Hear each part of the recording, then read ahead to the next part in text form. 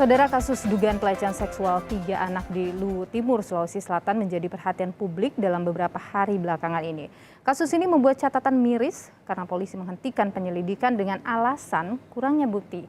Karena itu pula muncul desakan dari berbagai pihak agar polisi membuka ulang kasus ini dan kembali menyelidikinya.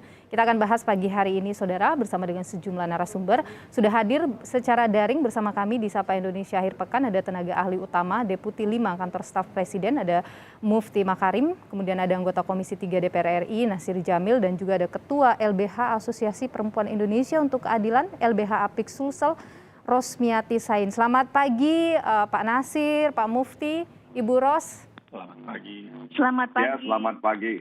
Sehat pagi hari ini? Alhamdulillah sehat. Syukurlah selalu dalam kondisi yang sehat. Saya ingin ke Ibu Ros terlebih dahulu nih. Ibu Ros, ini kan kasus lama ya, 2019 terjadi, sempat gelar perkara 2020 tapi kemudian ditutup dengan alasan kurang bukti. Apa yang sebenarnya terjadi saat itu? Bukti apa yang dianggap kurang? Nah, sebenarnya pada kasus ini memang kasus tahun 2019.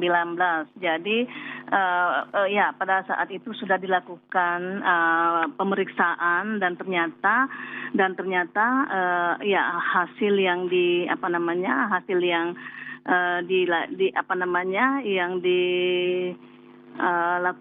yang diterima oleh kepolisian Luwu Timur pada saat itu dianggap tidak cukup bukti sehingga kasus ini kemudian tidak dilanjutkan atau ditutup. Tetapi kasus ini kan karena ini belum bukan ditutup secara permanen, tetapi sepanjang masih ada lagi bukti-bukti yang mendukung kasus ini akan tetap dilakukan upaya pemeriksaan seperti itu. Saat itu bukti apa yang dirasa kurang cukup? Iya, sebenarnya waktu itu kan ada dua hasil visum dari Luwu Timur, kemudian juga dari Bayangkara, dan ternyata hasilnya itu tidak. Ya, visumnya itu dianggap tidak ada tidak ada luka, tidak ada intinya tidak ada bekas-bekas kekerasan yang terjadi pada anak tersebut, seperti itu. Dan sebenarnya ya juga ini bersesuaian dengan hasil psikolog yang dikeluarkan oleh tim dari P2TP2A Luwu Timur, seperti itu. Hasilnya juga tidak terlihat adanya tanda-tanda trauma dan sebagainya, seperti itu. Nah, sebenarnya kalau kami dari kuasa hukum melihat karena ini kan setelah itu korban ke Makassar dan kita berkonsultasi, ada foto juga pada saat itu yang diperlihatkan secara langsung, dan foto itu memperlihatkan jelas tanda-tanda kekerasan itu. Kemudian foto itu sempat diserahkan ke polisi, Bu? Iya.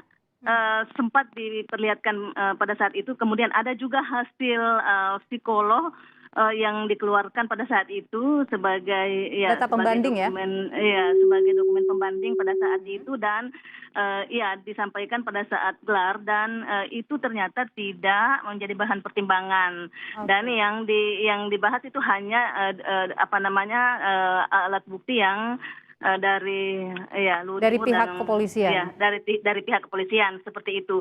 Sehingga kami sebenarnya tidak masalah ketika misalnya pihak kepolisian dokumennya itu yang dianggap bahwa itulah dokumen yang bisa sehingga kasus ini bisa ditutup dan sebagainya. Tetapi kami juga merasa bahwa dari pihak kami itu kan punya juga dokumen. Jadi seharusnya itu juga dibuka, dikaji, dilakukan pemeriksaan secara bersama-sama, sehingga itu juga bisa menjadi bahan pada saat gelar waktu itu. Dan ternyata itu tidak. Nah, jadi ke depan tetap kami akan mendesakkan supaya bukti-bukti yang ada pada kami itu juga dilakukan dilakukan diperiksa dan kemudian juga dihadirkan korban untuk tetap juga sebenarnya dimintai keterangan dan sebagainya. Dan yang pasti kasus ini kita tunggu dulu diperiksa. Apalagi dari pihak Barreskrim Mabes itu kan sudah mengirimkan tim, dan yang pasti ini akan ditindaklanjuti lebih dalam supaya terlihat bahwa proses hukum yang ada itu betul-betul terjadi, dan di antara kita ini tidak ada persoalan seperti itu. Karena ini kasus anak, terlebih lagi anak mengalami kekerasan seksual. Oke. Iya. Bu, ada data pembanding yang diberikan tapi ternyata tidak dijadikan sebagai pertimbangan oleh pihak kepolisian saat itu untuk melanjutkan kasus ini. Saya ingin ke Pak Mufti dulu. Pak Mufti, ini kita tahu bahwa pemerintah sudah berkoordinasi ya terkait dengan hal ini. Dari apa yang sudah dikoordinasikan, apa yang didapatkan Pak Mufti? Ya, baik. Ada 3 hal yang menurut kami patut untuk bisa disampaikan dalam kesempatan ini. Pertama adalah respon cepat dari pihak Polri ya untuk melakukan penyelidikan ulang terhadap kasus ini, bahkan juga menurunkan tim asistensi dari Barreskrim Polri. Jadi prinsipnya memang kita ingin bersama-sama untuk mencari kebenaran dari peristiwa yang dalam akhir-akhir ini kembali muncul ke publik ya. Dan tentu jika kita bisa memunculkan sebuah kebenaran, maka apapun itu tentu ini menjadi satu fakta baru ya yang bisa digunakan untuk menjelaskan peristiwa ini. Kemudian yang kedua, kita juga mengapresiasi dukungan dari masyarakat dan publik, terutama dari media yang mengangkat kembali kasus ini karena dianggap ada keanehan-keanehan dalam penghentian perkara pada beberapa waktu yang lalu. Kami melihat sebenarnya ini bagian dari upaya untuk mendukung akuntabilitas kerja-kerja penegakan hukum. Karena dari apa yang disampaikan oleh Ibu Ros tadi, memang ada beberapa hal yang dianggap janggal yang itu harusnya bisa juga menjadi bagian dari proses penyelidikan yang berjalan pada beberapa waktu yang lalu.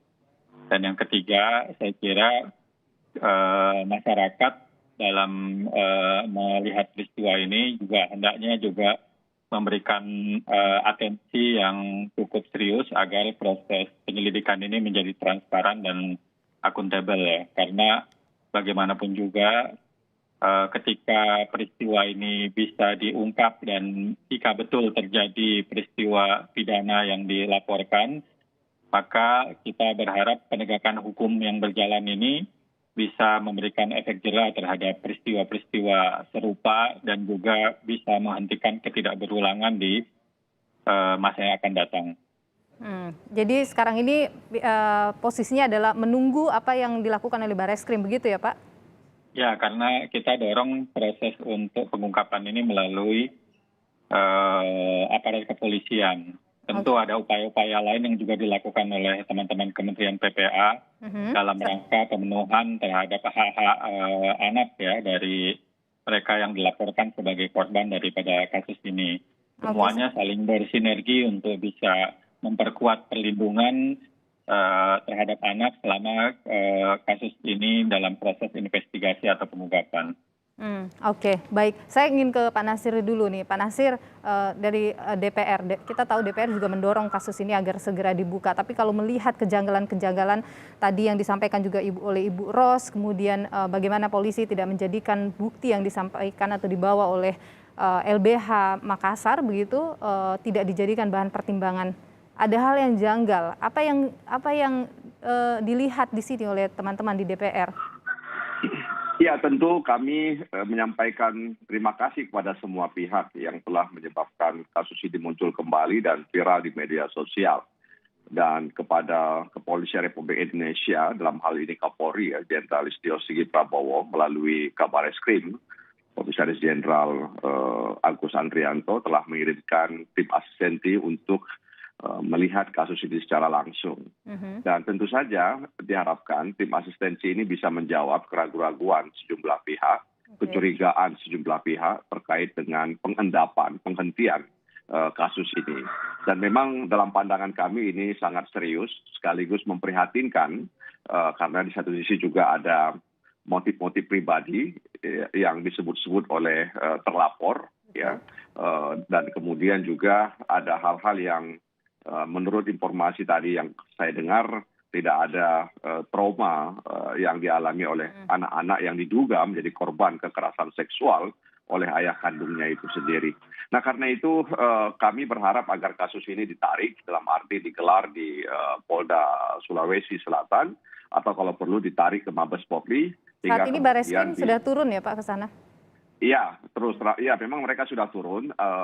Bisa saja kemudian kasus ini ditarik ke Polda untuk digelar perkara, atau memang kalau dibutuhkan ditarik ke Mabes Polri sehingga lebih objektif, lebih transparan dan bertanggung jawab. Karena sekali lagi ini sangat serius, karena ada dugaan kekerasan seksual terhadap anak kandungnya sendiri yang dilakukan oleh ayah kandungnya sendiri. Karena ini menyangkut anak, dan kita memang hari ini sangat prihatin bahwa korban kekerasan seksual terhadap anak di Indonesia angkanya bukan semakin menurun tapi semakin meningkat. Tapi harapan kami agar kasus ini juga tidak memberikan atau meninggalkan trauma atau memberikan trauma kepada anak-anak yang diduga, ya, yang diduga. Pak Nasir, mengalami apa yang Anda kritisi dari tindakan yang diambil atau langkah yang diambil oleh pihak kepolisian Luwu Timur pada saat itu? Ada beberapa hal yang menjadi sorotan. Pertama, menyebutkan nama orang tua si ibu yang sebagai pelapor. Kemudian yang berikutnya adalah mengabaikan data pembanding yang diberikan oleh LBH Makassar. Apa yang Anda kritisi dari ini? Ya, jadi memang ini menarik. Bisa jadi karena mungkin Luwu Timur itu agak sedikit jauh dari pusat kekuasaan, dan memang ini kerap juga terjadi. Laporan-laporan dari warga kadang kurang diperhatikan. Apalagi kalau kemudian tadi ada hasil visum yang tidak mendukung ke arah itu. Sehingga memang ini bisa jadi karena ada pengawasan yang tidak begitu baik, sehingga kemudian kasus ini diendapkan atau dihentikan. Dan tentu saja barangkali polisi waktu itu punya alasan kenapa menghentikan ini, tapi sekali lagi bahwa penghentian ini sedang diuji ya oleh tim asistensi Mabes Polri, dalam hal ini Barreskrim, apakah memang penghentian itu memang dilakukan secara profesional atau memang ada pihak-pihak lain atau ada kekuatan atau katakanlah sesuatu yang di luar itu sendiri. Nah karena itu sekali lagi kita berharap agar kepolisian bisa membuka hal ini dengan transparan, karena apa? Jangan sampai kemudian ada motif-motif di luar penegakan hukum yang melatar belakangi kemudian kasus ini terungkap di media dan di publik. Iya, pertanyaan selanjutnya kemudian adalah yang menjadi sorotan. Ada pernyataan terbaru yang dikeluarkan oleh ayah terduga pelaku. Bagaimana kemudian LBH akan mengcounter ini atau menjawab ini, termasuk juga Undang-Undang PKS, Pak Nasir, nanti akan seperti apa? Ini ditunggu-tunggu. Ini dianggap menjadi salah satu langkah cepat yang harus diambil untuk menghentikan adanya kasus-kasus kekerasan seksual ataupun hal-hal yang berkaitan demikian begitu terjadi di Indonesia. Kami akan bahas ini usai jeda. Tetaplah di Sapa Indonesia akhir pekan.